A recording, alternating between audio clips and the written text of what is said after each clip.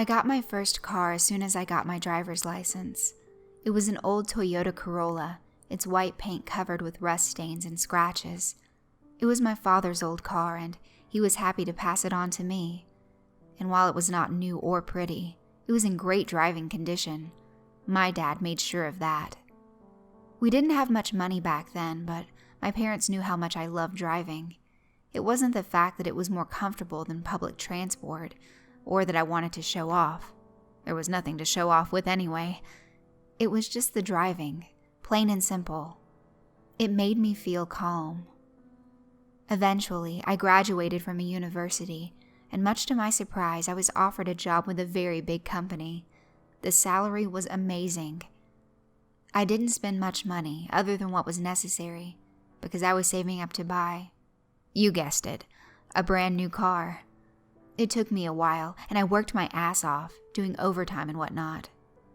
And then, one day, there it was, a shiny, new Volvo V40 with a beautiful champagne color to it. I inhaled the smell of my hard-earned car, and I was ecstatic. I had the next weekend off, so I spent the day planning my road trip. My coworkers always complained about their commute, about the traffic, about how they had to make a 2.5-hour drive just to see a friend. I never understood this, but maybe I was the weird one. I had to work late that night. When I was finally done, it was just me and the security guards left in the building. I made my way to an empty parking lot and hopped in my car, a wide smile on my face. I didn't even feel tired as I was driving home, passing the glow of the orange lights on the interstate, muted by the heavy fog. I drove carefully, letting the others pass me, their roaring engines screaming in protest of their owner's hurry. That's when I first saw him. Unlike many, he also drove the limit, allowing me to have a thorough look at him. Propped up on a dark motorcycle, he was wearing an elegant black leather jacket and a black helmet with garnet stripes on it. I was mesmerized by his entire appearance. Not a moment later, a BMW flew by, almost making me hit the curb. I cursed under my breath, my hands shaking slightly.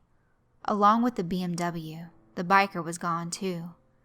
And then I heard a distant, but unnerving noise. I knew it well. It was the sound of sudden braking, crunching metal, and shattered glass. It was the sound of a car crash, one that I was inevitably going to pass by. As I approached, I slowed down a bit, not out of morbid curiosity, but to see if anybody needed help, or if I should call 911. It was the same BMW that passed me minutes earlier. It was now crushed completely, slammed into a concrete wall of a small tunnel under the overpass, its features not recognizable. Another car had already stopped and the driver was standing by it, not approaching the ruined vehicle. He was on the phone, and I assumed he was calling for help. Not that any help would be required. There was no way that whoever was inside that wreck was alive. After the initial shock of seeing the accident, something else caught my attention. The biker in black was standing right next to the ruined car, but he wasn't doing anything. He was off of his bike, but his helmet was on, and it seemed like he was not involved in the crash. Maybe he also stopped to help, I thought to myself as I sped up a bit, but something was off. The biker looked almost too calm, and he was standing right next to what I believe was the site of a fatal car crash. I couldn't quite brush the whole thing off, but I've seen my fair share of accidents, so it wasn't like I was in shock. From then on, I saw the biker almost every night when I would drive home from work. He would always slow down right next to me, but he never made any knowledge of my presence. I didn't feel uneasy with him riding by me. Actually, I felt safe. I tried to keep my eyes on the road as much as possible, but I also looked at him, like he was not an ordinary man on a regular bicycle. Something about his whole appearance was so different, so inexplicable. There were 2 more bad crashes that week. It wasn't by any means unusual for them to happen when the winter would creep up, with the fog and slippery, icy roads. And people were always so confident in their driving abilities, predominantly the ones with expensive cars, who thought that no signs or rules applied to them. What was weird about the accidents was the biker. He stood by the wrecks, seemingly undeterred by blood, and cars that looked like squished cans of Coca-Cola. I figured the guy might be a photographer, seeing as to how gory pictures always sold for a lot of money. I, however, have never seen him with a camera.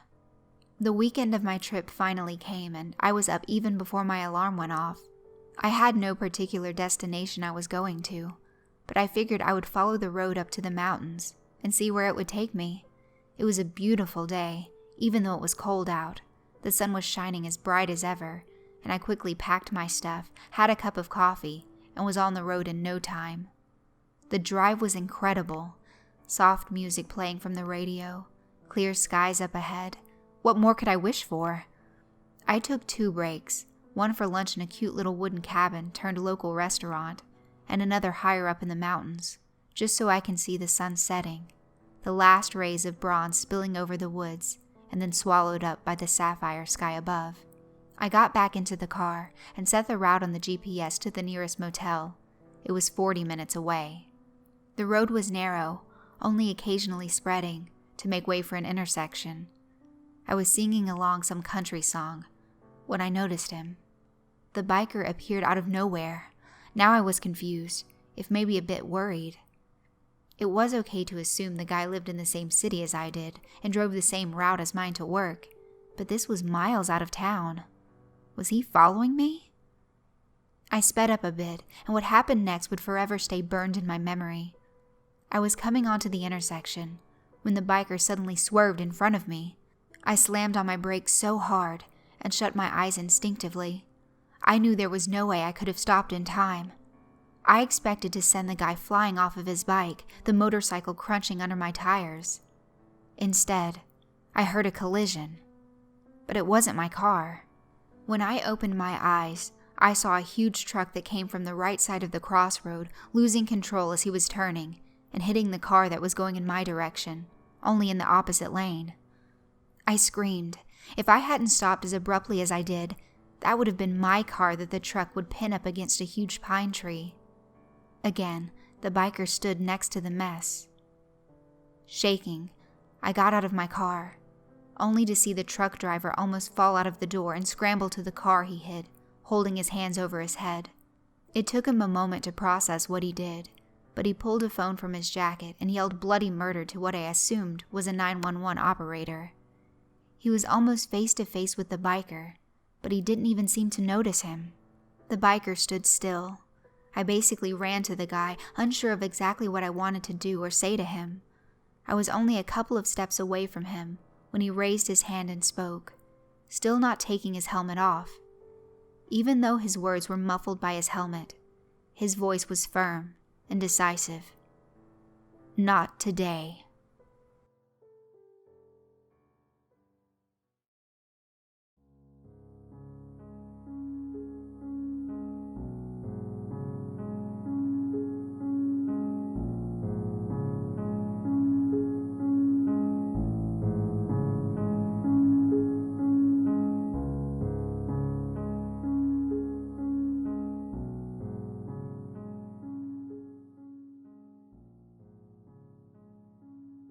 I've never felt alone before. I've been alone for some time now, but I never felt alone before. Loneliness is the feeling of some sort of emptiness, like the world has taken something from you, something that you never had in the first place. Take, for example, Janice. She was my wife, and she's been dead for quite some time now. 3 months, to be exact. But unlike the past weeks when I'd moved on with my life and forgot for a change, today I remembered what it was like to talk to her. I remembered what it was like to wake up and see another human being beside me. I'm currently on some dusty road in the middle of a barren wasteland, about 5 miles away from home. The street is jagged and the asphalt is cracked. It's no wonder why I don't see many people driving by. But even though the situation is becoming bleak, I'm still sitting here, waiting for someone to come help me. That's the life of a hitchhiker for you. It's the poor, meaningless life of a hitchhiker. What I had accomplished the past week. The first human. Ever since I lost Janice, I would have to hitch a ride home from my usual spot. Usually I would just wait from noon to civil twilight for a car to pass by, and then I'll just fumble my way home. However, I'd either see no cars in sight or I'd be rejected, so I'd have to walk home anyways. That specific day in January was different. A man in a blue Toyota passed by, wearing a black business suit, holding the steering wheel in one hand and the gear stick in another. He was another average Joe, but his actions were unforgettable. I did the signal I would always do to get the driver's attention, a very energetic wave, followed by a huge shout for help. "Sir, can you please lend me a hand here? I'm in need of a ride home." The man in the driver's seat actually pushed down the brakes and stopped. It was a huge surprise to me, especially because no one has treated me like this. The man started signaling me to come over, so I ran over to his car to listen to what he was saying. He rolled down his window. "Where do you need to go?" he asked me. Because of the situation I'd been in for the past few months, I was just doing it for the sake of doing it. Luckily, I did actually have somewhere to go. 56 Lorway Avenue. It's a busted up part of town, so I don't expect you to know it, I explained. This man actually knew where it was and nodded. He let me hop into the passenger seat and go along for the ride. I also carried some heavy luggage with me. There was a huge box that I had to squeeze inside the relatively medium-sized trunk. The engine purred as the driver shifted gears to driving while I sat quietly, crossing my fingers. I was finally getting somewhere. The man remarked, "You're lucky I'm feeling extra nice today. I wouldn't usually do this for a torn-up man like you." To me, that sentence was something that came out of a memory. This man suddenly reminded me of Janice, and how she used to talk to me. It brought me back some memories. Come to think of it, I had completely forgotten about her until then. If this hadn't happened, I would still be pretending like she didn't even exist. Then again, maybe everything would have been better if I was still pretending. Something inside me feels empty, but I can't really explain that feeling. Guilt. I don't know why, I just felt like that was what I was feeling. I'll remember why later. During the time the man drove me back to my place, I sat quietly, being sure not to disrupt him. However, the man was in the mood to get to know about me. He just started asking questions about my everyday life and such. "What's your name?" he asked. "Do you have a job?" he questioned, and I would reply, "Isaac," and "No." It was simple questions like these that made the man a little more relieved, like he could trust me more. I asked similar questions and I got answers. Still, the man was very hesitant as he spoke. He's still a little unnerved by me. The man's name is Thomas. Thomas was then moving into my neighborhood, a worn road with broken houses built from wood from the dark ages. I warned Thomas to slow down in this area so his car tires wouldn't catch it in a large crack in the asphalt. "Whatever this place is, it's a dump," Thomas stated.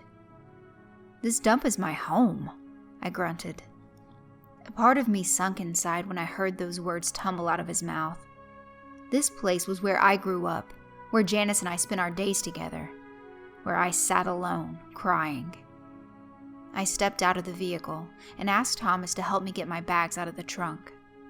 A large, long box and my bag of items were brought out onto the street, where I had to say goodbye to my good friend Thomas. But I decided to test my luck and ask him for a favor, to pick me up tomorrow on that same road. I know I shouldn't ask too much from him, but that was my thought at the time. I didn't get a response. At the time, I was so desperate that I thought he meant yes. Day 2. I had an addiction with ecstasy, primarily because of its side effect, memory loss. Ever since my wife, Janice, died, I have been going to this building selling this stuff. I can't control it and I know the side effects. But all I need is to feel calm and relaxed and numb my brain from this tension. If I could forget that I was a broke, unsuccessful, middle-aged man who can't do shit, I would. This drug is the closest thing to forgetting. It works a little too well. I'm starting to forget human emotions and memories of my family. I don't even know what my wife died from. Nonetheless, every morning I wake up, walk the 6 miles or so distance, and get some Molly. I don't even know why I'm trying. I waste the entirety of my day doing this. I walked along the side of the broken, dusty road I met Thomas on, waiting to see if he would come back to pick me up. For half the day, I whittled down my patience waiting for that bright blue Toyota to appear from the distance. And sure enough, after a while, I see him, driving by once again. I signal him just like last time, hoping that he'll still let me in. And just like last time, I did get to hitch a ride. On the drive, I started a conversation. It was the first time in an eternity that I had a conversation with someone. I was cut off from human interaction ever since Janice left me, so I wasn't really sure how this would go.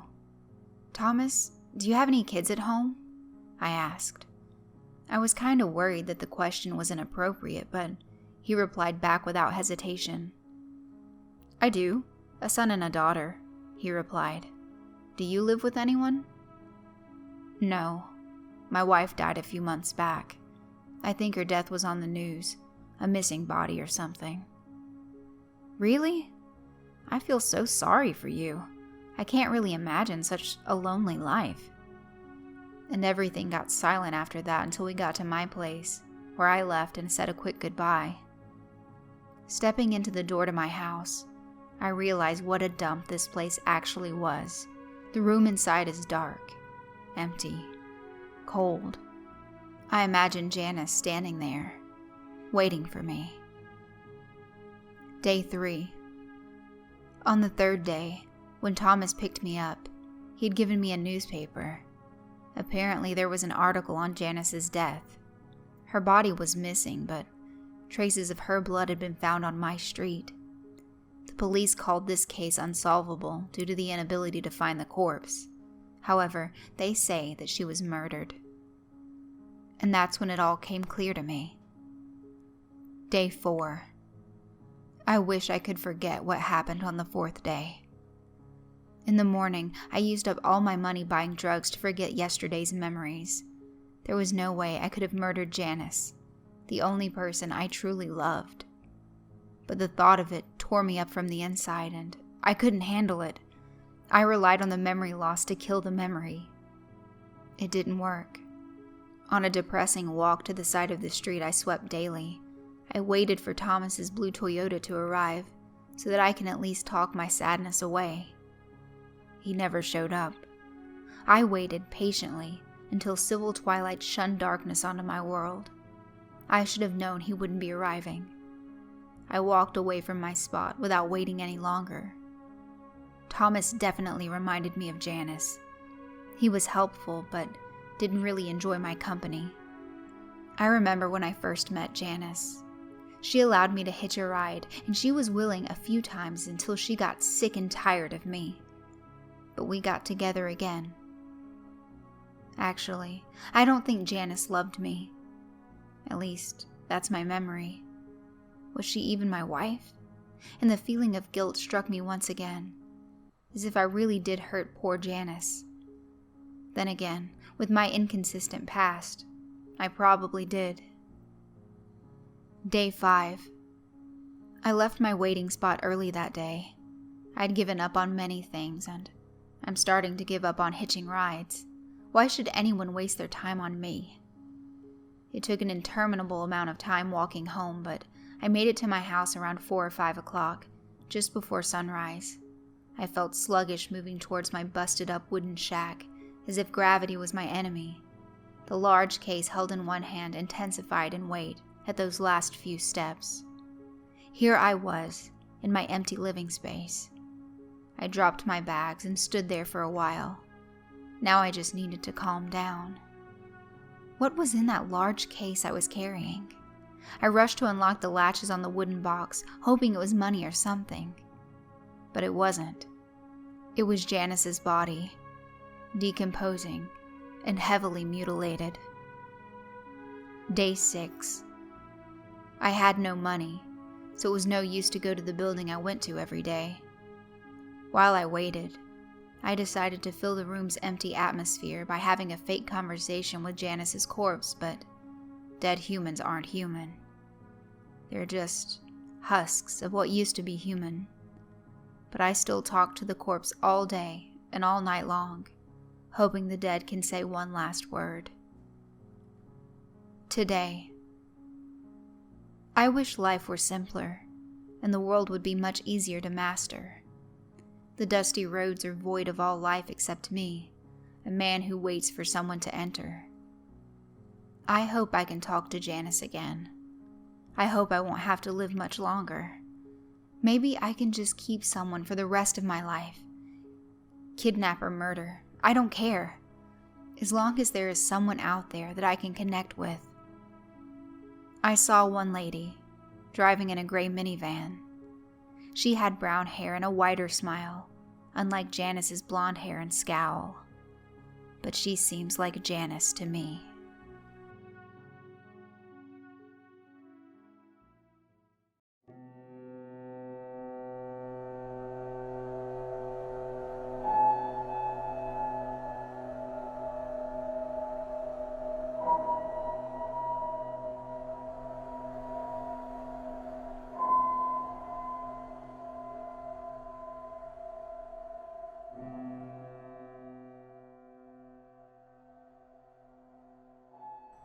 Every now and then, my thoughts drift toward the deaths of Lela and Raymond Howard. When that happens, a multitude of questions usually start to plague my mind. What could have prevented their demise? Did they suffer? How many chances to save them were wasted? How many warning signs were ignored? But what really pains me to not know is, how did it all end? Note, the following is a true story.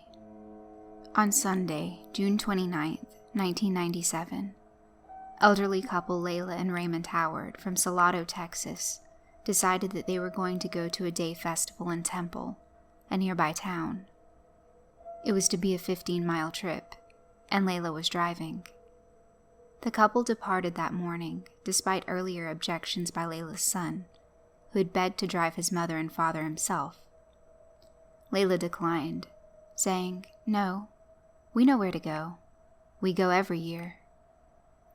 Lela's son's concerns stemmed from the fact that his 83-year-old mother was showing signs of Alzheimer's disease and was often easily confused at things. One time, Lela even meant to show up at a local Walmart for morning coffee at 10:30 a.m., but instead arrived at 10:30 p.m., perplexed at why the sun was not yet up. 88-year-old Raymond, too, was showing signs of mental deterioration due to a recent brain surgery done to combat a stroke and head injury.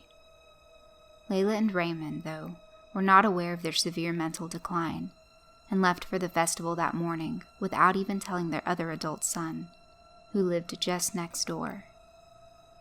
The afternoon passed and the Howards didn't return home. However, at a local Walmart in Temple, a greeter there remembered seeing Lela and Raymond coming in for coffee during the afternoon. After that, the couple's movements could not be accounted for. The several children between the two had become immensely worried for their elderly parents' safety, so they contacted the authorities, and a missing persons bulletin was posted that day. The Howards remained missing.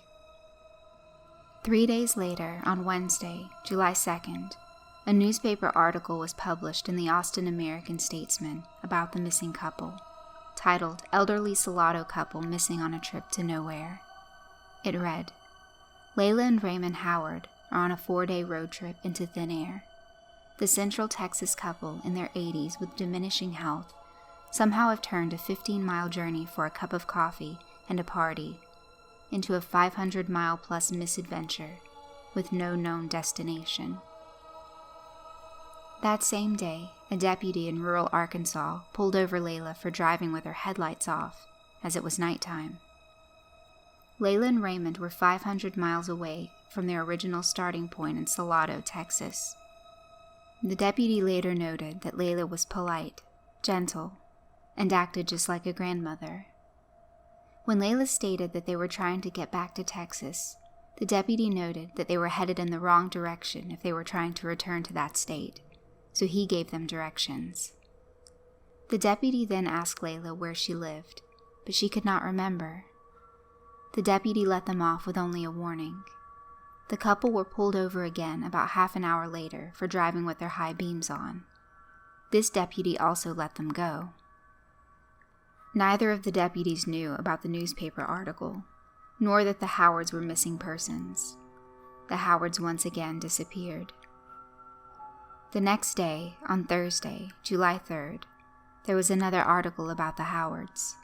They had allegedly been spotted at a farmer's market in Arkansas, and authorities in 11 states were on the lookout for them. On Friday, July 4th, another article stated that authorities had narrowed their search to 3 specific counties in Arkansas. There were no further developments in the search until Wednesday, July 9th, when the couple's story was covered on the CBS Morning News show.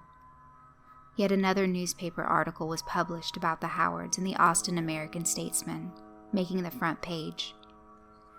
That article's editor, Denise Gamino, stopped by the Howards' house, and the signs of the couple's mental decay were obvious. There was folded clothing still laying on the couple's bed, as if they started packing for some sort of long trip. The television was unplugged, and hearing aids were left behind in the bathroom, as well as various toiletries. Even though the month was currently July, the Howards' calendar was still on the page for February. Perhaps most notably, the Howards' cat Happy was left behind, essentially abandoned. The couple's children and grandchildren were apparently unaware of how bad their parents' mental health had become. The search intensified as authorities employed dozens of deputies, carefully combed obscure back roads and brush areas, posted flyers, and questioned many civilians over a very large area. Helicopters were even later used in the search, and the search area grew to 1,000 miles from Salado, Texas. By then, one of the Howards' grandsons had offered a reward of $1,000 for his grandparents' safe return. Tips came flooding in after the CBS morning show, but none led to the Howards' discovery. The next day, on Thursday, July 10th, one of the Howards' grandchildren remarked in a newspaper article, "The hardest part is thinking that they are suffering or need us, and we can't get to them." Another bleakly stated, "I just don't think we're going to find them alive now." Unfortunately, everyone's worst fears were finally realized on Saturday, July 12th, when the bodies of Lela and Raymond Howard were discovered in their car by hikers at the bottom of a 25-foot cliff just outside Hot Springs, Arkansas. Raymond was still in the passenger seat, but Lela was about 20 feet away in a ravine, still clutching her purse and car keys. Apparently after the car went over the cliff, she put her car in park, turned off her headlights, opened the passenger side door for her deceased husband, and crawled away to die of her injuries sustained in the crash. There were no skid marks found at the top of the cliff, indicating that Lela's car had driven straight off the edge. A crash scene investigator estimated that the car had been going around 50 miles per hour on the stretch of the road leading up to the cliff. Lela likely didn't see the cliff edge, or was in some other way distracted, or even became momentarily confused and lost the ability to safely drive. It is not known for how long the Howards' bodies remained undiscovered. Sadly, the crash site where Lela and Raymond's bodies were found was within a zone previously searched by the authorities, but searchers could not see the bottom of the cliff due to excess brush in their line of sight. Lela and Raymond were later buried next to their respective first spouses. Austin, Texas songwriter Tony Scalzo read the July 2nd newspaper in the Austin American-Statesman in the midst of the search for Lela and Raymond, and he became inspired. He wrote a song with his alternative rock band Fastball, based on Lela and Raymond's disappearance. It was titled The Way. About the song, Scalzo said, "It's a romanticized take on what happened. Scalzo pictured them taking off to have fun, like they did when they first met. Scalzo wrote the song before the Howards' bodies were discovered. The album containing The Way, All the Pain Money Can Buy, was released in 1998, 1 year after the Howards' bodies were found. Despite The Way's cheerful, optimistic sound, its lyrics are haunting. The children woke up, and they couldn't find them. They left before the sun came up that day. They just drove off and left it all behind them. But where were they going without ever knowing the way?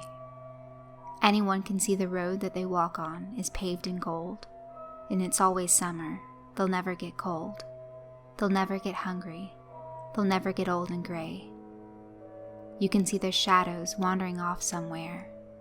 They won't make it home, but they really don't care. They wanted the highway. They're happier there today. My thoughts again returned to Lela and Raymond Howard barreling off of that cliff in Arkansas. Unfortunately, I never seemed to get any answers for my questions. I suppose that I can only guess. Maybe Lela had seen the cliff edge, but didn't have enough time to react. I wonder if she even had the mental faculties to function anymore. It leaves me thinking, what was going through their heads as their car plunged off the cliff edge?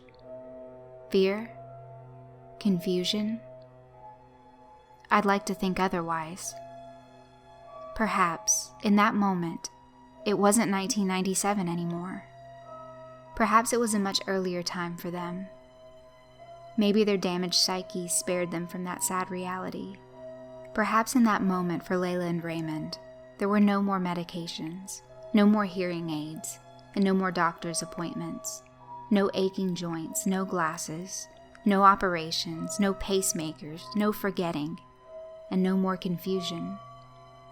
Maybe in that moment, and for their entire trip, Lela and Raymond saw themselves as a newlywed couple, their young skin perpetually gleaming in the summer sun.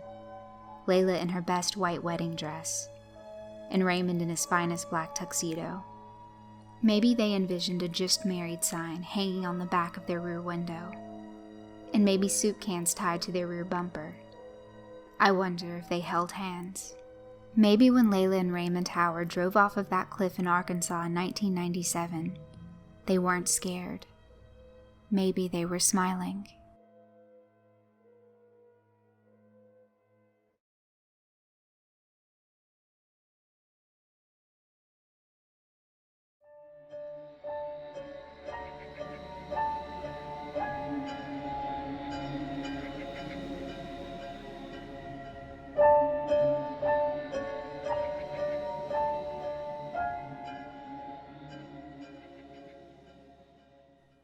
I never knew true fear. I was not the one to be afraid. I never denied the existence of the supernatural. I was not a skeptic, but I was never really afraid. Mostly because my parents were always away, traveling, exploring, whatever you want to call it, fine. That meant that since I was a teenager, they left me in an empty house, free to do as I wanted. They made a lot of money, so they left me with my own credit card as well. But I was never interested in throwing parties, drinking, or going out to any of the clubs my friends frequented. I would just watch movies, read, and go to school and training. That's also one of the reasons I felt quite safe. I was in judo for 12 years. I knew how to tie my belt before I knew how to tie my shoelaces.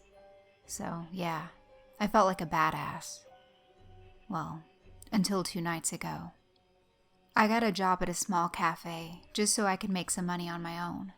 The place was okay, except for the fact that its official closing time was at midnight, but the owner and his buddies had made it a habit of staying late and drinking, which meant that both myself and the bartender had to stay until they would stagger out into the night, leaving us behind to clean up the mess.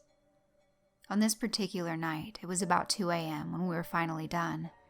It was starting to snow outside. Matt, the bartender, was a pretty cool guy, and we got along fine. He seemed amused by the fact that I was a girl and in judo, and would often ask me to use my training to throw our boss out when he was being a pain in the ass. But unlike me, he was barely making ends meet, so he was kind of stuck in this place. I locked up, only to see Matt slowly dragging himself down the street. "Hey, Matt," I yelled after him. "Need a ride?" I felt bad for the guy. He nodded and walked back to the parking lot. "Thank you so much. It's freezing," he said, a tired smile on his face. We got in the car and he told me where to go. I was familiar with his neighborhood and he didn't live so far away from me, so I dropped him off, said goodnight, and drove off. I was half asleep myself, so I turned up the radio a bit. That didn't help much because a moment later I realized I took a wrong turn. "Shit," I mumbled. It was a one-way street. Never mind, I thought. I'll just drive down the road and probably find the exit next to the main street anyway. Boy, was I wrong. I recognized the senior home by the road before I took a turn, so I knew where I was. But this street was clearly old, and it was in the middle of the heavily wooded area. Run-down houses were barely noticeable between big, overgrown trees, and I hit more than one hole driving down the road. That's when my radio changed to static. I tried other stations, but not a single one worked. That's when I started to feel a bit uneasy. Not because of the radio. You know that feeling like someone is staring at you, but when you turn around, there's no one there? Well, that. I looked in the rearview mirror, and of course, the road was empty, except for the fact that now the forest around the road got thicker, and the only thing I could make out was a big building, looking completely abandoned. Where was I? I pulled over and got my phone out to check Google Maps. No bars. I tried to connect to the internet, but nothing seemed to work. It was snowing heavily now. "Screw it," I said, and turned the key in the ignition. It wouldn't start. In fact, not only the engine seemed to be the problem, the entire car was dead. Nothing lit up as I tried again and again. Okay, great. I'm stuck here. Without a phone, all I could do was walk down the damned road and hope that I could flag down a car to the main road.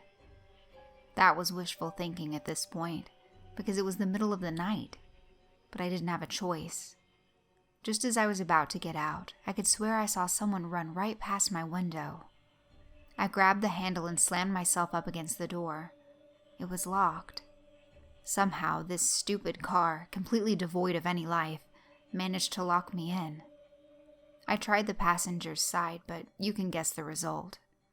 Then I saw it again, except this time, it ran behind the car. "Hey!" I called out, not exactly sure to whom. Just as I turned my head back to the front, I heard someone whispering. Not like a normal whisper, but one that made my skin crawl. It didn't quite sound, well, human. Another shadow passed by, and I say shadow because it didn't have any actual shape. And then I heard moans. Not loud, but painful, tortured moans. I leaned against the window, only to see that there were no footprints in the freshly fallen snow. Then, slowly but surely, they started sliding down from the woods. At first they looked just like shadows, but as they approached me, some of them started taking a human shape. Human-like, to be exact.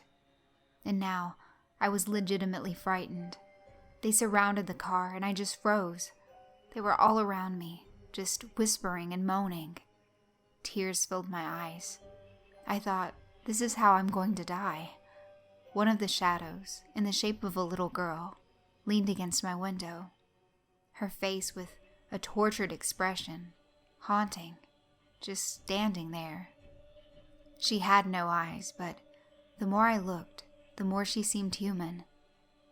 And when I heard scratching on my window, I looked away and decided I wasn't going down without a fight. So I turned the key once more, and to my immense relief, the car started. I floored it, backing up against one of the trees and somehow managing to turn around in this godforsaken road. By the time I got home, I somehow managed to pull myself together, and in the warmth of my bed, I fell asleep. I got to work a little late the following day, and Matt greeted me with his usual polite smile. Then it faded away. "What's wrong? You look like you've seen a ghost." I wasn't sure what to say. "I didn't sleep well last night.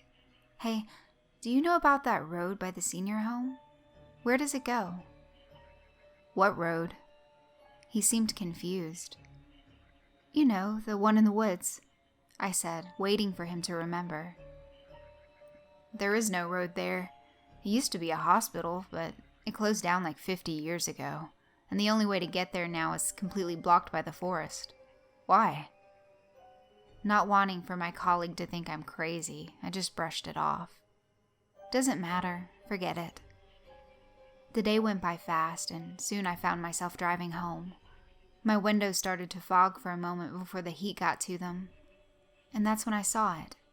In the fog, there was something written. I used to do that all the time when I was a kid, drawing hearts or writing my name.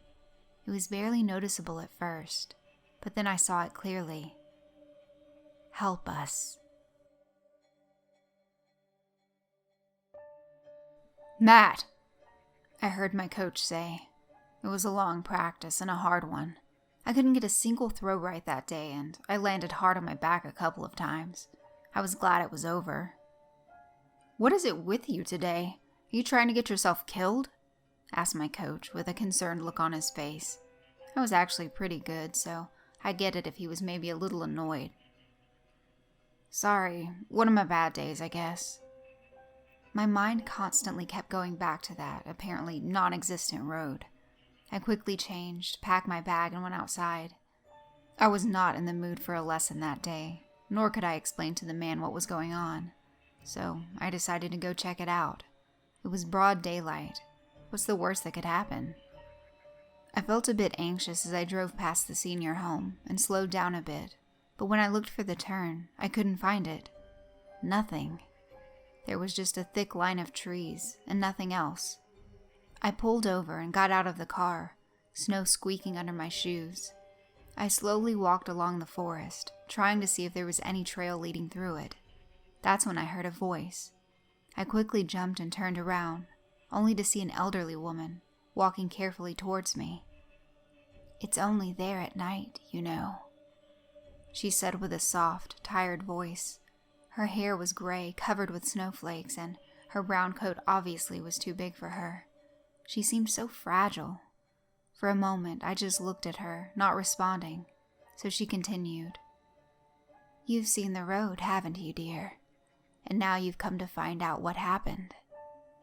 Her mind trailed off for a second, her green eyes lined with tears. "They took my girl from me. So long ago. Oh, how I miss her every day." Now she was just a foot away from me, and it was clear she was shaking. She was so small, her face lined with wrinkles. I wanted to ask her so many things, but I didn't even know where to start. "Would you like a cup of tea, dear?" The woman smiled politely, her hand gesturing towards the senior home. I nodded, and we slowly walked down the road. The home was actually really nice, the common room filled with big armchairs, tables, and a beautiful old fireplace. We sat in the 2 chairs by the big window, overlooking the forest. She was silent for a while, so I studied a small cup decorated with flowers in a golden lining. Then she finally spoke. 45 years have passed, and yet I remember it like it was yesterday." She sighed. "When Annie was 10, she developed a high fever. It lasted for days, so I had to take her to the hospital. And the doctors and nurses were so nice. They assured me she was going to get well, that once again she would be my happy, healthy little angel. I visited her every day. Her father had to work so he could support us, God rest his soul, but I went every single day.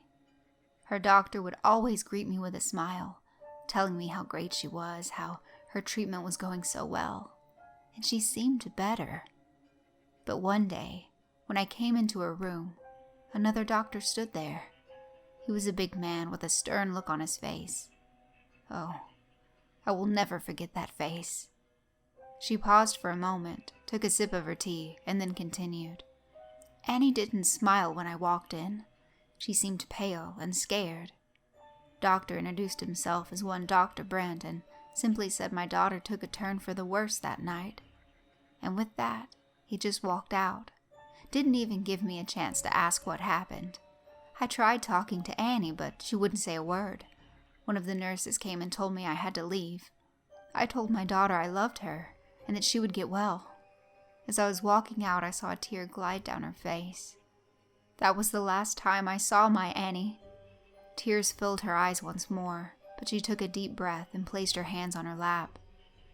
When I tried to go and see her, they would just tell me she had something contagious, that she had to be isolated, and no matter how long I pleaded with them, they never let me go to her again.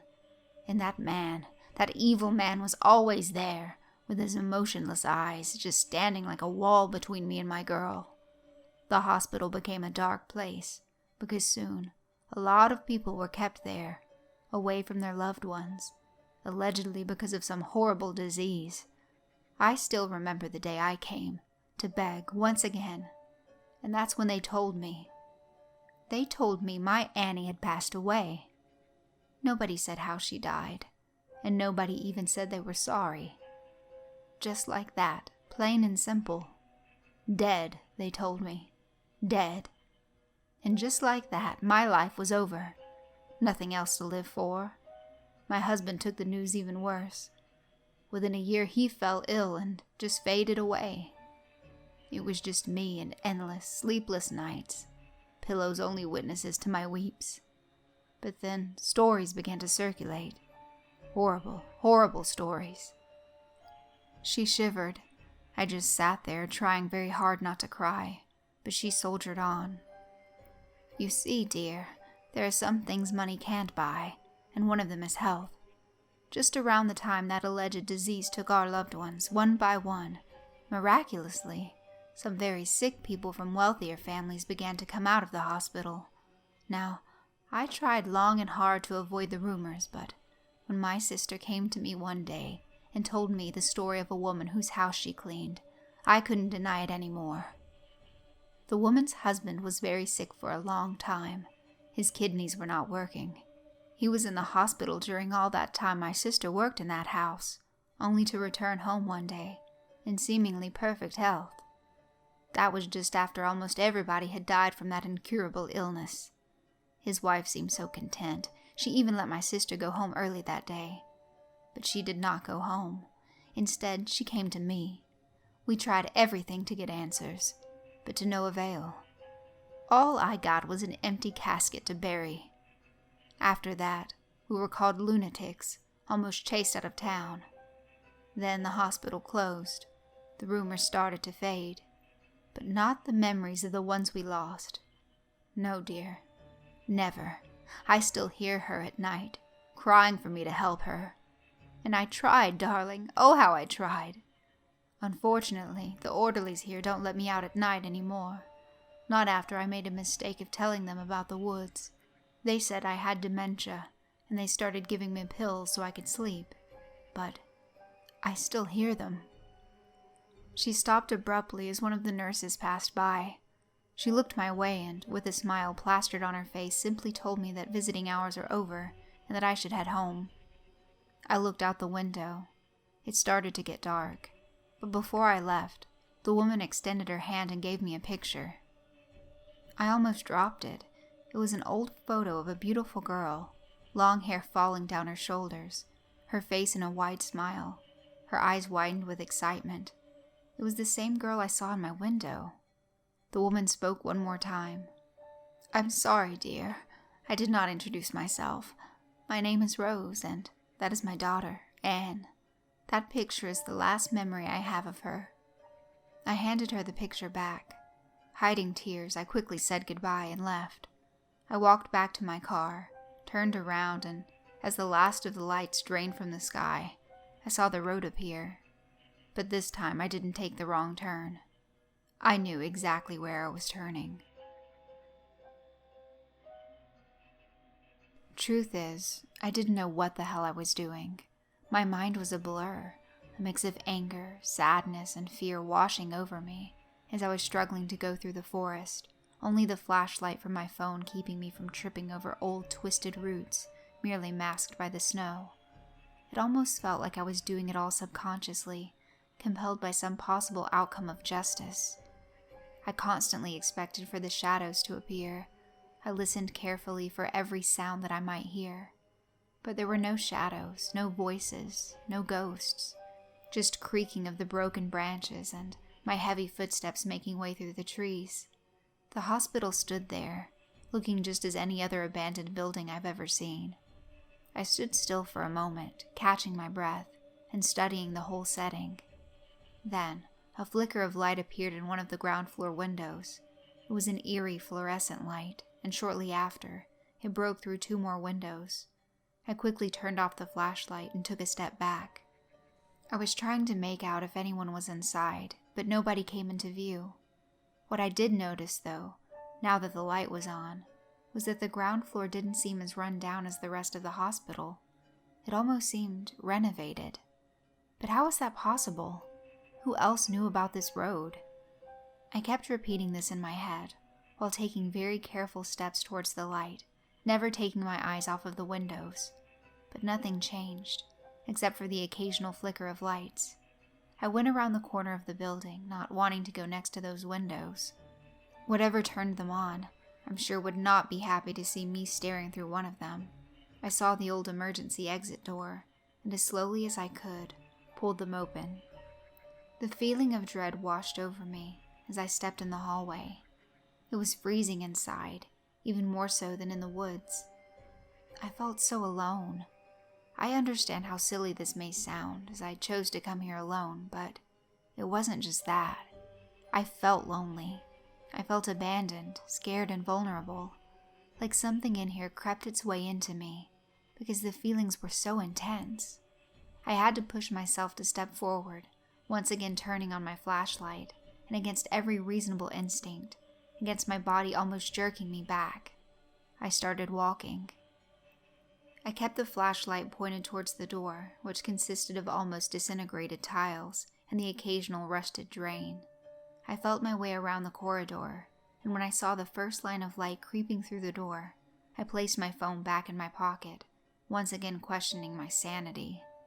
These thoughts faded away as soon as the smell hit me. The smell of rotting, decaying flesh, and something else. Rusting iron, the smell of spilled blood. Covering my mouth and trying hard not to gag, I realized that the floor that was visible from the crack in the door was completely new. Blue tiles, not a single crack in them. That's when I heard a muffled scream, and this one was definitely human. I didn't have time to react, because in the next moment, the door swung open and the light blinded me. Someone grabbed me, and before I could react, threw me full force on the hard, cold floor. I felt a sharp pain in the back of my head, and the lights went out. When I finally opened my eyes, I was still lying on the floor, dazed and utterly frightened. I expected to find myself tied up or chained or whatever else one could possibly imagine would happen in a horror movie. But I was not. I put my hand to the back of my head, where the warm blood tainted my fingers. I tried to get up, but before I got a chance, a male figure appeared, gun in his hand, pointed directly in my face. My jaw dropped. "Matt?" I stuttered, frozen in fear. "Come on your feet," he commanded. I still didn't move. "On your feet, I said!" His voice echoed, bouncing off walls, and his gun waving at me. I somehow managed to get up, shaking and dizzy. That's when I realized we were in something resembling an operating room, and it wasn't just the 2 of us. On the operating table, there was a girl, her hands and legs strapped firmly to it, her face in utter shock. Her mouth was covered with duct tape, and her muffled begs never stopped. It was her I heard outside the door. "So, do you like it here? I mean, it's quite a setting, isn't it?" asked the bartender, his usual polite smile now replaced with a terrifying grin. He pointed with the gun for me to back up against the wall. He was dressed in scrubs, covered by a blue apron. Little crimson stains scattered throughout it. I still couldn't comprehend what was happening. "Confused, huh? Well, little miss, I'm so brave and smart. It's time for a lesson. You see, I couldn't let my grandfather's work go to waste. Well, that and it pays so good." He stopped and let out a sinister chuckle. "Why don't I show you?" Keeping the gun firmly pointed at me, He gestured towards another door. I had no other choice but to follow him. When he opened them, I nearly fainted. That's where the smell had been coming from. The pile of corpses was almost unrecognizable. Some were only missing limbs, but others, oh my God, the others. They were so disfigured, some stripped completely of their skin, eyes torn out, torsos gaping open with nothing in them. I threw up, not being able to stop myself. Another muffled scream came from the girl on the table. He slammed the door shut, and then calmly continued talking. Do you know how much people pay me for a kidney? A little kidney? And don't get me started on the eyes. He laughed again, as if he was showing me his baseball card collection. Stupid people. So gullible, so self-assured. That's how many of them wound up in here anyways. I did just what I had to do. Sometimes, however, if they are smart enough, they believe the rumors and steer clear of this whole thing altogether. That's when I have to lure them in, just like that stupid bitch over there. And just like you. Letting out a giggle of satisfaction, he continued. A judoka nonetheless, healthy, beautiful, and young. The money I'm gonna get for you alone, that will be a treat. I just have to keep working at that stupid cafe or, people might get suspicious. Poor Matt the bartender, barely making a living. I had to change my name, and lucky for me I wasn't born here, so not a single soul suspected who I was. But I'm wasting time now. People will be coming soon to pick up, what's left of you two. He then grabbed a pair of handcuffs and threw them in front of me. Go ahead. One around that pipe and the other around your hand. We wouldn't want you doing anything stupid like trying to tackle me. I held the handcuffs for a moment, not being able to stop shaking. Go on. You'll die anyway. Why not make it a little bit easier? I promise, when it's your turn, I'll give you enough anesthetics. You won't feel a thing. Come on, be a good girl, or... He paused for a moment and pointed to the girl. I won't give her any. So there you will be, watching her slowly die in the worst pain imaginable. So I did as he asked. There was a little thing he overlooked, though. When I noticed it, my mind suddenly cleared.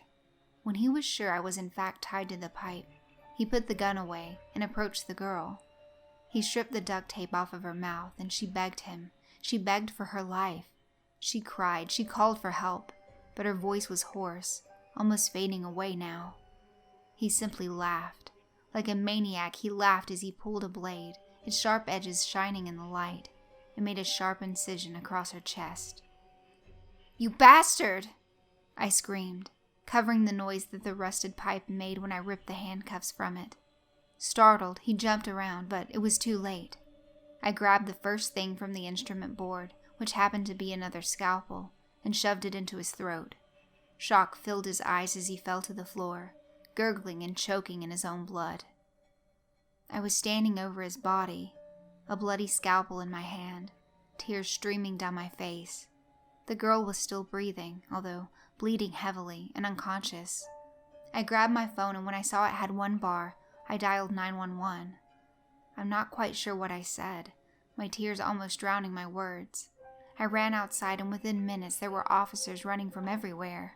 One of them grabbed me, but I pulled my hand back. The girl inside! She needs help! Please, go get her! The EMTs got to me too. They ushered me down the path and in the ambulance. After assuring them I didn't need to go to the hospital, they finally caved, and one of the police officers came to say I have to go with them to give my statement. I had no idea how I was going to explain all of this, but as we walked down the road, I heard one of the officers say, I could have sworn this road never existed. I must have driven past these woods a million times. His partner just shook his head as we passed my car, still parked by the side of the road. I stopped for a moment. The sun was coming out and the road was still there. But that is not the reason I stopped.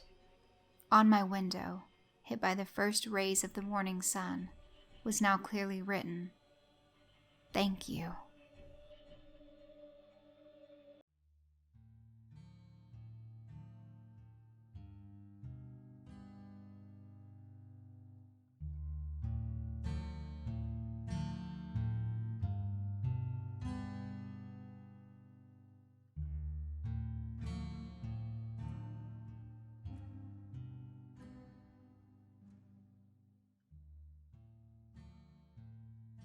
They hadn't argued this much in 7 years.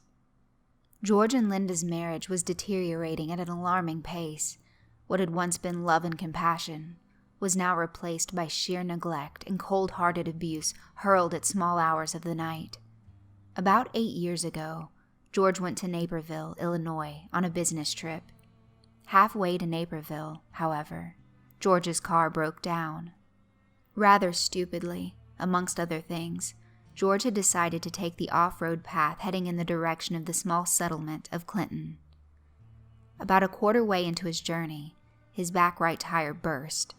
Cursing himself, he stopped his car to check the damage and see if any repairs could be made. Upon inspection, George found out he'd ridden over a whiskey bottle and had shredded his tire. George was, to say the least, angry with this blunder. He popped open the back of the car to ascertain if he had a spare wheel to add in place of the broken one. Lo behold, no tire. "Ah, hell!" George exclaimed. The previous week he had removed the tire and made it into a tire swing for his son, Devin. Gathering his directions, he decided that he'd have to either wait in the boiling sun until someone drove past, or start walking to Clinton, which was still about 4 miles away. Better still, he could walk back to Oriana, which he'd only passed 25 minutes ago. Either way, he'd be missing his business trip, so he called ahead and told them that he'd not be able to make it.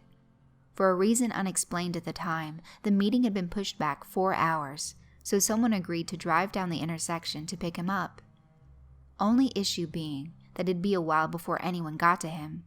With no visible people or accommodation in sight, George sat in his Malibu and stared out the window into the cornfield.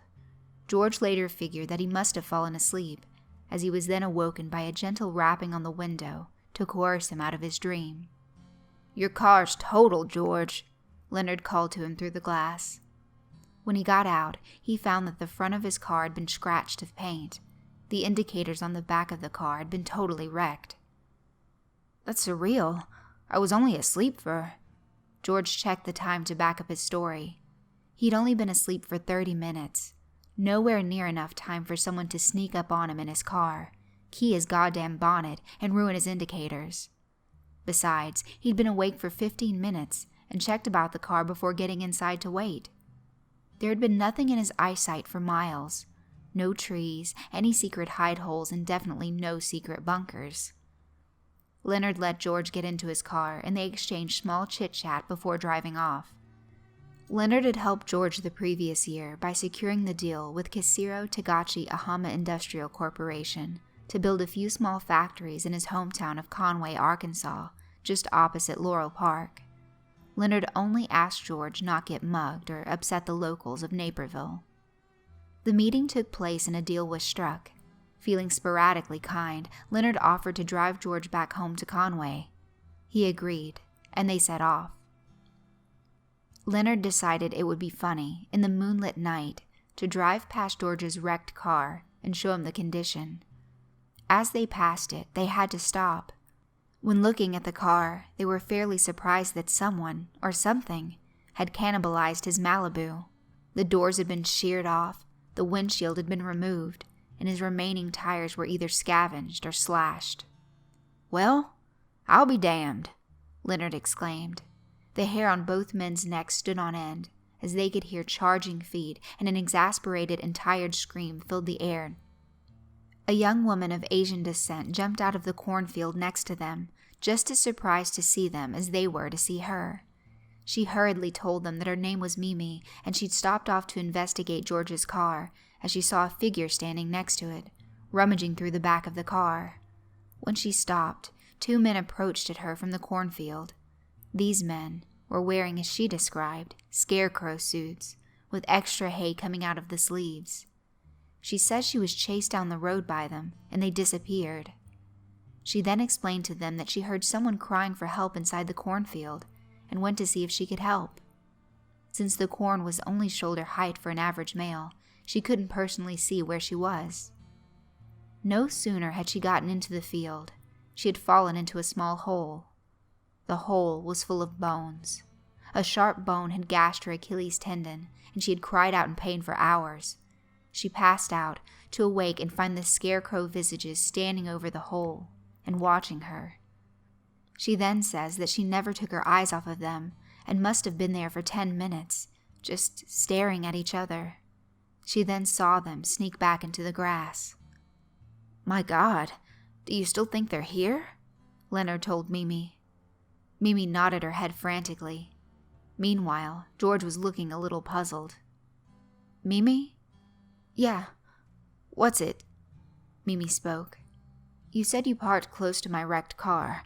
I'm standing here and I can't see your car," he counter-argued. Mimi stuttered for words. She was at a loss. "You think I'm a liar?" she gasped. She began to weep silently. Leonard hugged her and consoled her about her ordeal, that it was all over and the scarecrow men wouldn't harm her again.